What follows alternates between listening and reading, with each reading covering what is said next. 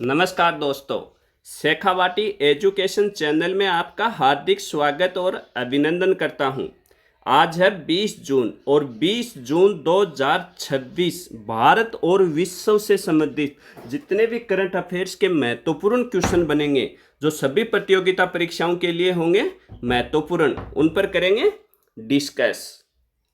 आज का सुविचार: जिंदगी तेरी, सपने तेरे, अपने तेरे, हार जीत मेहनत सब कुछ तेरी है, फिर ये फालतू लोगों की बातें सुनकर हार मानना कौन सी समझदारी है। Question number 1। 15 देशों ने अपनाया मुंबासा घोषणा पत्र। कौन सा घोषणा पत्र है? मुंबासा घोषणा पत्र। कितने देशों ने अपनाया है? 15 देशों ने अपनाया है। ये मुंबासा कहाँ है? केनिया देश में। केनिया देश में। अब इसकी पूरी डिटेल देखिए। स्थान कौन सा है? मुंबासा। देश कौन से में है? केनिया में है। और ये मुंबासा शहर है, ये तटीय बंदरगाह शहर है। और किस महासागर के किनारे है? हिंद महासागर के किनारे है। और यहाँ एक सम्मेलन हुआ है, 11वां सम्मेलन हुआ है, ओशियन कॉन्फ्रेंस हुई है। कहाँ पर हुई है? मुंबासा, केनिया में, हिंद महासागर के तट पर 11वीं अवर ओशियन कॉन्फ्रेंस हुई है। और उसमें कुछ लक्ष्य बनाया है, जिसको मुंबासा घोषणा नाम दे दिया, और इसको 15 देशों ने अपनाया है। इसका उद्देश्य क्या था कि बिना सूचना या अनियमित मछली पकड़ने पर जोर, मतलब जो बिना सूचना के या अनियमित तरीके से मछली पकड़ते हैं, जहाज होती हैं, उन पर रोक लगाना, नजर रखना, उनको प्रतिबंध करना। संबंधित महासागर कौन सा है? हिंद महासागर। भारत का इसमें क्या रोल है, कितनी भूमिका है? भारत इसका हस्ताक्षरकर्ता नहीं है। पीएसएमए, पोर्ट स्टेट मेजर्स एग्रीमेंट हुआ है। नियमित मछली पकड़ने को रोकने वाला पहला लीगली बाइंडिंग इंटरनेशनल एग्रीमेंट है। और ये किस में आता है? जो एसडीजी हैं उनमें एसडीजी 14 में शामिल है, लाइफ बिलो वाटर। मुख्य क्षेत्र इसका कौन सा है?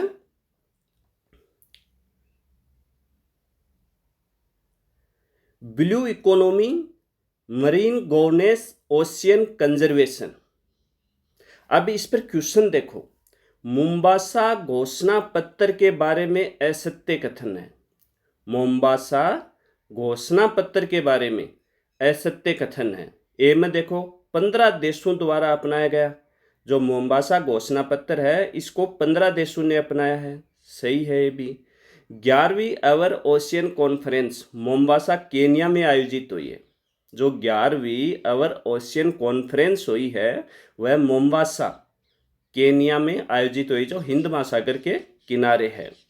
थीम क्या है इसकी? हमारा महासागर, हमारी विरासत, हमारा भविष्य। ये भी सही है। क्या थीम है? हमारा महासागर, हमारी विरासत, हमारा भविष्य। और डी में, मोम्बासा घोषणा पत्र का संबंध सस्टेनेबल डेवलपमेंट गोल एसडीजी 14 से है। यह भी सही है। ई, उद्देश्य बिना सूचना व अनियमित मछली पकड़ने पर प्रतिबंध। ये भी सही है। और एफ सही ऑप्शन, इसका सभी कथन सत्य हैं, ये सही होगा। अगला क्वेश्चन देखिए। भारत के प्रोफेसर बिमल एन पटेल को international tribunal for the law of the Sea में जज के पद पर निर्वाचित हुआ है। ये फोटो देखो, ये हैं बिमल एन पटेल, कि भारत के प्रोफेसर हैं जिनका नाम है बिमल एन पटेल, को international tribunal for the law of the Sea में जज, न्यायाधीश के पद पर क्या हुआ है? निर्वाचित किया है। अब इसके बारे में डिटेल से देखो। किस देश का है? भारत देश का। क्या नाम है? Professor doctor Bimal N Patel. किस पद पर लगाया इसको? International tribunal for the law of the Sea के न्यायाधीश के पद पर लगाया, जज के पद पर। कितने कार्यकाल के लिए लगाया है? इसमें कितने कार्यकाल के लिए लगता है? 9 वर्ष के लिए लगता है। 2026 से 2035 के लिए 9 वर्ष तक इस पद पर ये रहेंगे। इस पर हर एक तिहाई सदस्यों को हर 3 वर्ष से रिटायरमेंट होना पड़ता है और ये पुनः भी निर्वाचित हो सकते हैं। मतलब ये ऐसा पद है कि इस पर पुनः भी निर्वाचित हो सकते हैं। पदभार ग्रहण कब करेंगे? 1 अक्टूबर 2026 से। चुनाव स्थल संयुक्त राष्ट्र संघ मुख्यालय न्यूयॉर्क। मतलब ये इसका चुनाव कहाँ पर किया गया है? संयुक्त राष्ट्र संघ का मुख्यालय न्यूयॉर्क में इसका किया है। और कौन सी मीटिंग थी? 36वीं meeting of state parties of UN clause. कौन सी मीटिंग में इसका निर्वाचित हुआ है? 36वीं कॉन्फ्रेंस में हुआ। कब से कब तक चली थी ये? 15 जून से 19 जून तक चली थी। कितने मत पड़े टोटल? 168। 168 में से इसको कितने मत मिले? 115। अच्छा बहुमत मिला है। संस्था International tribunal for the law of Sea, ITLOS। इसका मुख्यालय कहाँ है? International tribunal for the law of Sea का मुख्यालय कहाँ है? हैम्बर्ग, जर्मनी में है। किस देश में है? जर्मनी में हैम्बर्ग में है। और स्थापना का आधार क्या है? UNCLOS। और ITLOS में टोटल जज कितने होते हैं? 21 जज होते हैं। कितने जज होते हैं? टोटल 21 जज होते हैं और प्रत्येक जज 9 वर्ष के लिए निर्वाचित होता है। चुनाव पद्धति क्या है इसकी? Secret ballot by state parties. इस चुनाव पद्धति के द्वारा इनका चुनाव किया जाता। पहले से कौन भारतीय है इसमें? वर्तमान भारतीय संदर्भ में नीरू चड्डा के बाद भारत की निरंतर उपस्थिति है। ये अक्टूबर 2023 से वाइस प्रेसिडेंट भी रही हैं। मतलब 2023 से किस पद पर हैं अभी? ये इसमें वाइस प्रेसिडेंट पर है। इस प्रकार 2 सदस्य हो गए भारत के। अब इसके प्रमुख विषय क्या हैं कि मतलब ये क्या क्या करता है? कोर्ट समुद्री नामांकन करता है, नौवहन के जहाज के अधिकार देता है, समुद्री संसाधनों का संरक्षण करना, समुद्री पर्यावरण की सुरक्षा करना। मतलब एक प्रकार से समुद्र से संबंधित है। इसके नियम कानून ये समुद्र से संबंधित बनाता है। अब इस पर क्वेश्चन देखिए। कथन A, professor Bimal N Patel को international tribunal for the law of the sea, ITLOS में आगामी 9 वर्ष 2026 से 35 कार्यकाल के लिए चुना गया है। इस कितने कार्यकाल के लिए चुना गया है? इतने कार्यकाल के लिए, ये 9 वर्ष के लिए चुना गया है। कारण आर, उनका चुनाव 36वीं meeting state of parties UNCLOS United National Convention on the law of Sea में हुआ है। तो कथन और कारण दोनों सही हैं।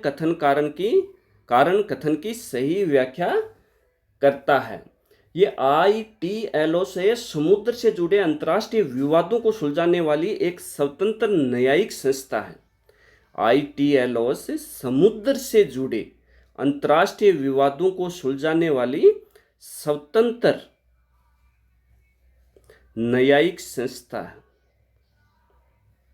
स्वतंत्र न्यायिक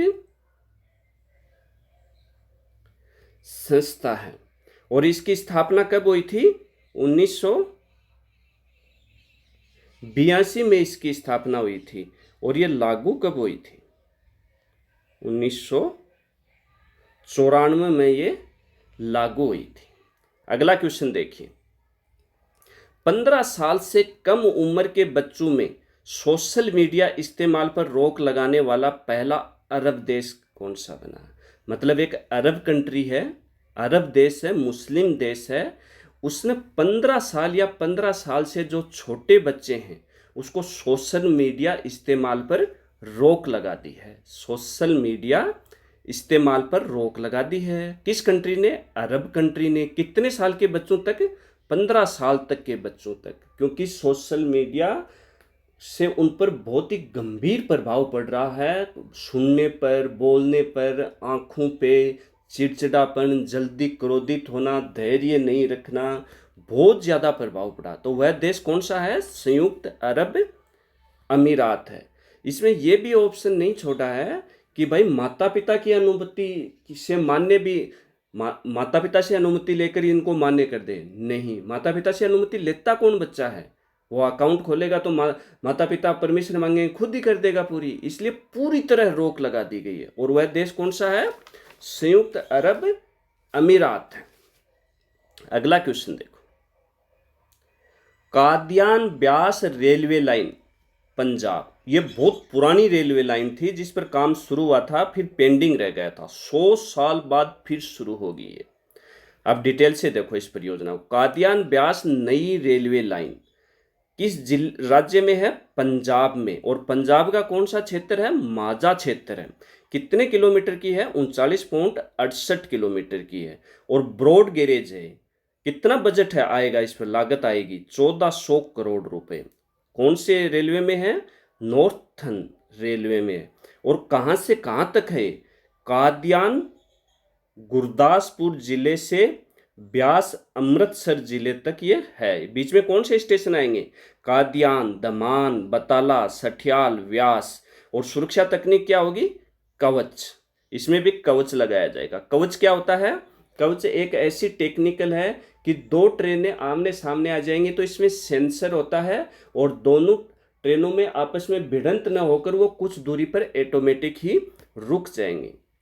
महत्व देखिए, माझा बेल्ट के कई क्षेत्रों को रेलवे नेटवर्क से बेहतर तरीके से जोड़ेगा और स्थानीय लोगों की मोबिलिटी को मजबूत करेगा। शुरू में इसमें कब काम शुरू हुआ था? 1928-29 में, जब अपना देश आज़ाद ही नहीं हुआ था, अंग्रेजों का गुलाम था, लेकिन किसी कारणवश ये रुक गया था। इसका ऐतिहासिक महत्व क्या है? कादिया ब्यास डेरा बाबा नानक श्री सरदार साहिब। अपने रेलवे मंत्री कौन है? अश्विनी वैष्णव। और रेलवे राज्य मंत्री कौन है पंजाब में? रवनीत सिंह बिट्टू। और पुनर्जीवन की इसकी घोषणा कब की गई है? 10 जून 2026 को की गई है। कब की गई है? 10 जून 2026 को की गई है। इस पर क्वेश्चन देखिए,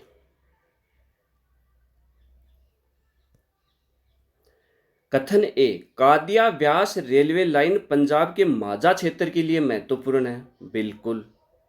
कारण आर, यह कादिया, दमान, बटाला, सठियाला और व्यास जैसे क्षेत्रों को बेहतर कनेक्टिविटी देगी। बिल्कुल, कथन और कारण सही है। कारण कथन की सही व्याख्या करता है। अगला क्वेश्चन देखिए, ये देखो फोटो में स्टेशन। दिल्ली एनसीआर में 4 नमो शहर की मंजूरी। मतलब दिल्ली जो एनसीआर क्षेत्र है, दिल्ली एनसीआर क्षेत्र में 4 नमो शहर की स्थापना की जाएगी। नमो का क्या मतलब होता है? नरेंद्र मोदी खुद के नाम पर ही 4 शहरों का विकास किया जाएगा। तो एनसीआर में कौन कौन सा क्षेत्र आता है? राजस्थान, उत्तर प्रदेश, हरियाणा, दिल्ली। इन्हीं चारों में एक एक नमो शहर की स्थापना की जाएगी। एक राजस्थान से, एक उत्तर प्रदेश से, एक हरियाणा से और एक दिल्ली से। और बिल्कुल नए सिरे से 4 सिटी तैयार की जाएंगी। अब घोषित नहीं हुआ है कि सिटी कौन कौन सी होंगी, ये काम पेंडिंग है। एनसीआर में 4 नमो शहर, बिल्कुल ग्रीन फील्ड प्रोजेक्ट है। एनसीआरपीबी की 42वीं बैठक में यह निर्णय लिया गया। कौन सी बैठक थी? एनसीआरपीबी की, एनसीआर प्लानिंग बोर्ड की 42वीं बैठक में ये 4 नमो शहर बनाने का किया। और कब थी ये? 16 जून 2026 को। योजना का आधार क्या होगा? रीजनल प्लान 2041 के अनुसार इन सिटियों का वो किया जाएगा। और संस्था कौन सी होगी? एनसीआर का क्या मतलब होता है? National capital region planning board. अध्यक्षता किसने की थी इसकी? मनोहर लाल खट्टर। किस मंत्रालय का मंत्री है? केंद्रीय आवासन व शहरी कार्य मंत्रालय है। तो ये किसके अंदर ही आएगी? केंद्रीय आवासन व शहरी कार्य मंत्रालय। और इसके मंत्री कौन है? मनोहर लाल खट्टर। इसीलिए इन्हें इसकी अध्यक्षता की थी, जो पूर्व हरियाणा के सीएम भी रह चुके हैं। और मिक्स्ड यूज टोड, मॉडल कौन सा होगा, मिक्स्ड यूज टोड। टोड का मतलब transit oriented development. Transport link नमो भारत RRT की फंडिंग 5,000 करोड़, ग्रांट कॉम्पोन 1,000 करोड़ और NCR area 55,083 square kilometre. NCR में राजस्थान का कौन सा क्षेत्र आता है, अलवर और भरतपुर। इसका मतलब अलवर और भरतपुर का ही किसी शहर का विकास किया जाएगा और इनमें से भी शायद अलवर का हो जाए। अंतिम लोकेशन अभी कोई घोषित नहीं हुई है। और एनसीआर में टोटल जिले कितने हैं, टोटल एनसीआर में कितने जिले हैं, 27 जिले। कितने जिले हैं, 27 जिले हैं टोटल एनसीआर में। अब क्वेश्चन देखिए इस पर। केंद्रीय आवास और शहरी मामलों के मंत्रालय ने कहां दिल्ली एनसीआर में शहर विकसित करने की मंजूरी दी है। तो कितने कौन से दिल्ली एनसीआर में शहर विकसित करने की मंजूरी दी है, 4 नमो शहर ग्रीनफील्ड। अगला क्वेश्चन देखो, बहुत मोस्ट क्वेश्चन है। क्यूएस वर्ल्ड यूनिवर्सिटी रैंकिंग 2027 में भारतीय संस्थान में आईआईटी दिल्ली शीर्ष पर रहा। मतलब कौन सी रैंकिंग है, 2027 की है। कहाँ से जारी की है, लंदन से, लंदन यूके से ये जारी की गई है। किसकी है, वर्ल्ड यूनिवर्सिटी रैंकिंग है 2027 की। अब देखो इसको, ranking QS world university ranking 2027 जारी करने वाली संस्था है क्यूरेली सेमडेस। और कब जारी तिथि थी, 18 जून 2026। कहाँ से जारी की है, लंदन यूके से जारी की है। और दुनिया में प्रथम यूनिवर्सिटी कौन सी रही है, फर्स्ट रैंकिंग किसको मिली है, Massachusetts institute of technology USA की है। और दूसरे स्थान पर एम्पेरियल कॉलेज लंदन यूके। और ये दोनों ही दूसरे स्थान पर रही हैं स्टैनफोर्ड यूनिवर्सिटी यूएसए रही है। भारत में प्रथम कौन सी रही है, आईआईटी दिल्ली। और आईआईटी दिल्ली ग्लोबल रैंक कौन सी है, पूरे यूनिवर्सिटियों में पूरे विश्व में कौन सी रैंक मिली है, 118वीं रैंक मिली है। और भारत में इसको फर्स्ट रैंक मिली है। भारत में कौन सी रैंक मिली है इसको, फर्स्ट रैंक मिली। भारत में कुल इंस्टीट्यूशन कितने शामिल हुए हैं, भारत के 52 शामिल हुए हैं। और भारत के टॉप 200 में इंस्टीट्यूशन में 3 है सिर्फ। टॉप 200 में से भारत के कितने हैं, 3, IIT Delhi, IIT Bombay, IIT Madras. भारत की top non technical university University of Delhi है। और राजस्थान से प्रमुख यूनिवर्सिटी कौन सी है, बिट्स पिलानी। और बिट्स पिलानी की कौन सी रैंक रही है, ओवरऑल विश्व में 575वीं रैंक रही। अब इसके आधार क्या हैं, किस आधार पर इनको घोषित किया जाता है, इंडिकेटर देखियो।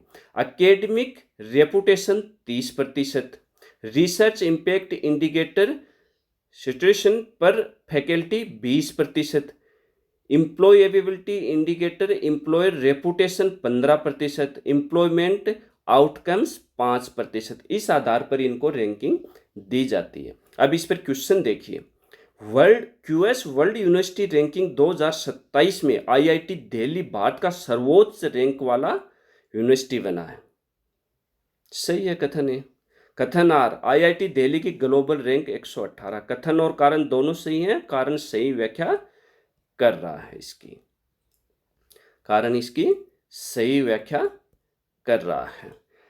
टॉप 100 में भारत की यूनिवर्सिटी पूछे तो टॉप 100 में, टॉप 100 में कोई नहीं है, बड़ी शर्म की बात है। टॉप 100 में अपनी कोई यूनिवर्सिटी नहीं है, केवल टॉप 200 में 3 यूनिवर्सिटी है। इसका मतलब 100 से 200 के बीच में 3 यूनिवर्सिटी है। सर्वाधिक किस देश की हैं, यूएसए। सर्वाधिक किस देश की हैं, यूएसए की हैं। और ग्लोबल स्टार्टअप इकोसिस्टम में भारत की कौन सी रही है, बेंगलुरु। बेंगलुरु 100 बेंगलुरु कौन से नंबर पर रही है, 15वें स्थान पर रहा। किसमें? ग्लोबल स्टार्टअप में।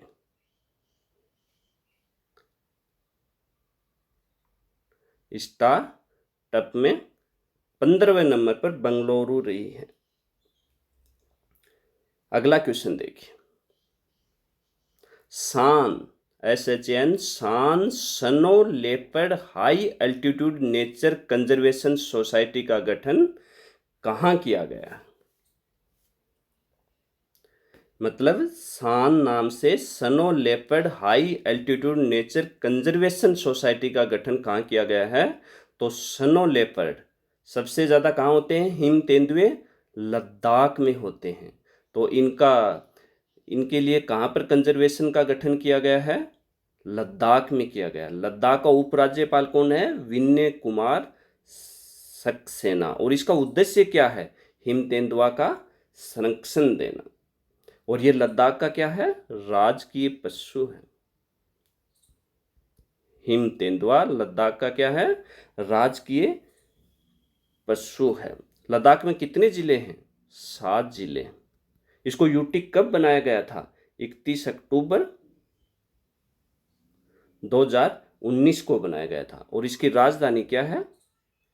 लेह क्या है इसकी राजधानी है। और लेपर्ड को क्या कहते हैं? पहाड़ों का भूत। लेपर्ड को क्या कहते हैं? पहाड़ों का भूत कहते हैं इसको। और इसकी विशेषता क्या होती है कि बर्फीले इलाके में रहता है और ऊंचाई वाले स्थानों में रहता है। बर्फीले इलाके और ऊंचाई वाले स्थानों पर यह रहता है। अगला क्वेश्चन देखिए। विश्व सिकल सेल जागरूकता दिवस 2026 कब मनाया गया है? कौन सा जागरूकता दिवस है? विश्व सिकल सेल जागरूकता दिवस कब मनाया गया है? 19 जून को मनाया गया। ये एक रक्त संबंधी आनुवंशिक रोग होता है। सिकल सेल कैसा रोग है? आनुवांशिक रोग है। रक्त संबंधी आनुवंशिक रोग है। और ये क्या करता है? आरबीसी का आकार, आरबीसी का जो आकार होता है कैसा होता है? ऐसा होता है। लेकिन ये इसको चेंज कर देता है। कैसा बना देता है? ऐसा हंसिया आकार बना देता है। और जिससे क्या होता है? खून कम बनता है। फिर खून कम बनता है उसका आकार चेंज होने से। और कैसा रोग है? आनुवंशिक रोग है। और भारत में इसमें सर्वाधिक प्रभावित कौन सी जाति है? एसटी, अनुसूचित जनजाति। और भारत ने इसका क्या टारगेट बनाया है? 2047 तक भारत मुक्त, भारत से इसका उन्मूलन कर देना, एक तरफ से पूरा सफाया कर देना। अगला क्वेश्चन देखो। बिहार की महिला क्रिकेट खिलाड़ी ने घरेलू में दूसरा सबसे बड़ा व्यक्तिगत स्कोर बनाने वाली खिलाड़ी का नाम बताओ।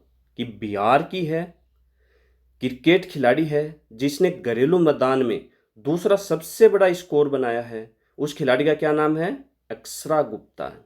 क्या नाम है? अक्षरा गुप्ता है। इसने 126 बॉल में 306 रन बनाए। कितने रन बनाए हैं? 126 बॉल में 306 रन बनाए हैं। 55 चौके और 8 छक्के लगाए। क्या बात है भाई, बिहार से ज्यादा क्रिकेट के खिलाड़ी आ रहे हैं। समस्तीपुर से कौन था? वैभव सूर्यवंशी,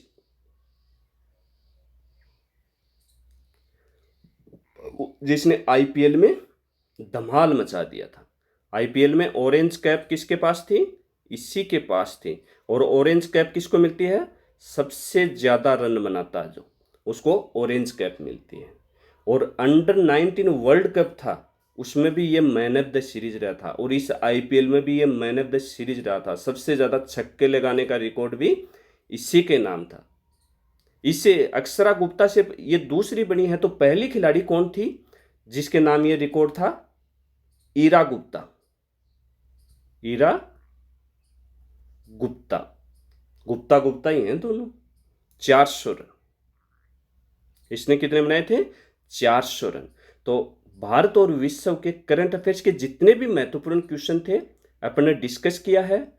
ऐप का लिंक है वीडियो के नीचे, टेलीग्राम का है, इंस्टा का है, उसमें आपको इन नोट्स की पीडीएफ मिल जाएगी। जय हिंद, जय भारत, जय जय राजस्थान।